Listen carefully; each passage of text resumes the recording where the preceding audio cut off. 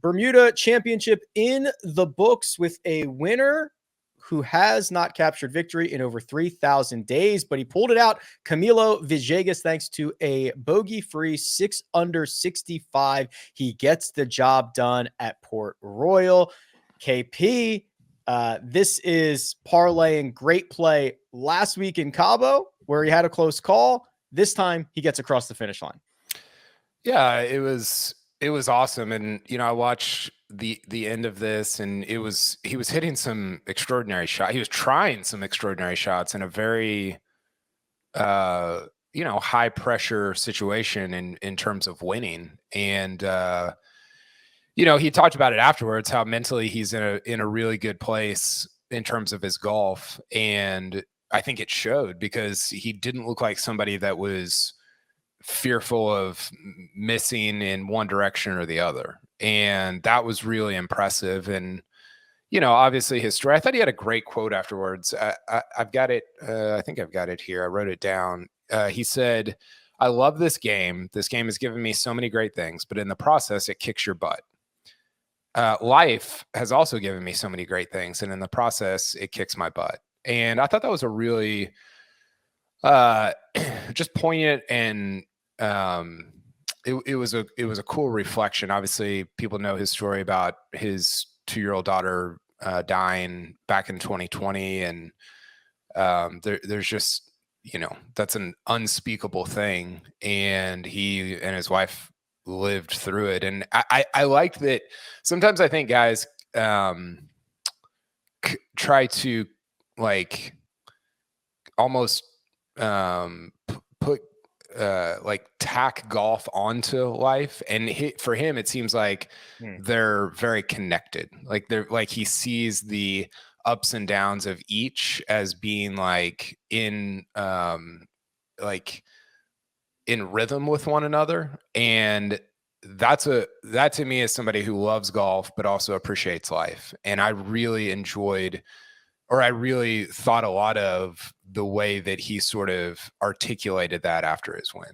Yeah, that was interesting. And he discussed certainly being in a better headspace. He's been working with a mental coach, and maybe that stuff is much more clear for him now. And what I thought was most impressive on the golf course, Greg, is he did hit some shots in response to Alex Noren trying to chase him down, Matty Schmid trying to chase him down. I'm thinking of, I think it was on 15 where 15 or 16 where he stuffed one close in there after both those guys had it surrounded. I mean, he answered the bell when asked coming down the stretch.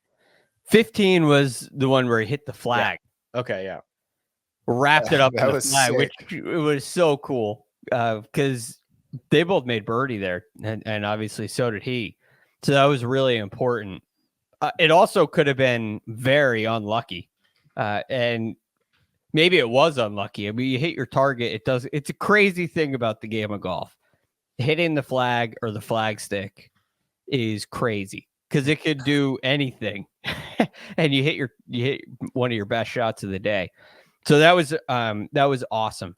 But looking at this card, he handled 3, 4, and 5, which were kind of middle of the road to the easier side in difficulty. 7 was the easiest hole on the course. 15 was, I believe, the 16th easiest hole on the course, and 17 was the 17th easiest hole on the course. So he didn't make any mistakes, and he took advantage of the holes he needed to take advantage of, and that ended up being enough to win. But the way he avoided the mistakes was, one, he was really solid off the tee. Like Kyle said, he wasn't fearing a miss one way or the other. And into the greens, he had a really dialed in low wedge shot. I mean, he gave himself a lot of really good looks and could have shot at least a couple shots better in today's round on the back nine alone. So this is a guy that's in control of his game, which, other than last week, is out of nowhere. Well, that's what I was going to say, Greg.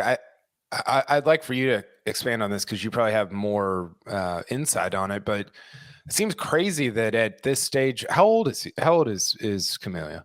He is 41. It seems crazy to go from 33 to 41 and just kind of pop up again this late, right? Like, isn't that's an unusual sort of path, I guess. We had I feel like a couple of years ago we had a few 9-year droughts broken. Maybe Charles Howell III, Ches Yeah. Reavie. Ches Reavie, Cherivet. I don't know why I know that. Harris English had a long drought, although I don't think it was quite 9 years. Maybe He was 7. younger though. Yeah, younger. But that 33 to 39, that used to be where all the Ryder Cup guys were. They were all that age. Yeah. But it's kind of shifted. And in Camilo's, when he first got out on tour to now, it's really shifted to the young guys taking the reins. He's one of them, where he had an amazing career early on in the 20s, in his 20s, and then all of a sudden things slow down. But he keeps fighting, and this is 9 years of getting your butt kicked. Rick and I were talking about this before the show. I mean, he was so cool, a fan favorite. He's rocking the pop collar. He's ripped. The veins are bursting out like some other kind of athlete. He's reading greens with the spider. He lashes at the ball, and all of a sudden he completely disappears. And now he's come back. So it just shows you that they're still putting in the work. We don't see guys up near the top of leaderboards all the time. They're still trying to figure it out and grinding. And by the way, their game isn't gone. I mean, if you're shooting 71, 72, 70, high 60s, low 70s on the PGA Tour, you get run over. But that doesn't mean that your game's in shambles. It's just not quite tight enough. And something in these last 2 weeks has really clicked, where he's turning pars into birdies, making fewer mistakes. All of a sudden, a couple putts go in. The wedges end up at 12 feet instead of 18 feet, and a couple more putts go in. It's gotten tight in the right direction, and he's been really good under the heat too, which is a sign of that mental work. Paul in the chat also reminds us that Stuart Sink broke a 9-year drought. Yes, good call. Okay, here it is. I've got the official record. Longest time between wins. I'll tell you. Lucas Glover, right? Nope. Oh, he's another one, though. He's another one. That's a good one. Yeah, I'll tell you. 15 years and 6 months. Whew. Yeah. If you guys get this, I'll give you $1 billion. Lucas didn't win early. No. He just won for the first time last year, right? He won Torrey, and then he won Torrey 2 years ago, I think. Was it in the last 20 years? The second win was in the last 20 years, just inside. The second win was. So the first one was 35 years ago. Oh, I have no shot. Yeah. This is just not going to happen. Robert Gamez won the Sony. He won 1990 and API. Okay. He won the 1990 Nestle Invitational, which I don't know what the name of that is now. I'll have to look it up. And then he won the 05 Valero Texas Open. Should we just keep guessing? I thought who was it that holed out to win Sony, Greg? Hold out to win at Sony. When? Oh, this was a while ago. Yeah, that's a very broad question. Was it a player from Japan? Okay.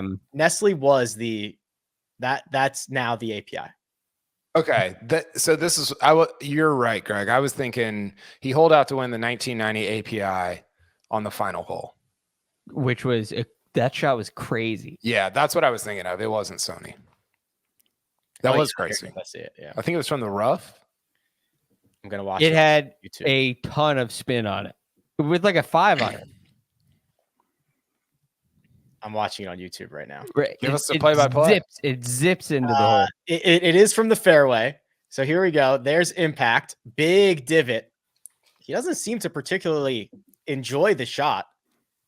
Lands one hop, two. Oh, it zips left and basically drops in on its third hop. It didn't roll in. It was bounce, bounce, left 18 inches and straight down.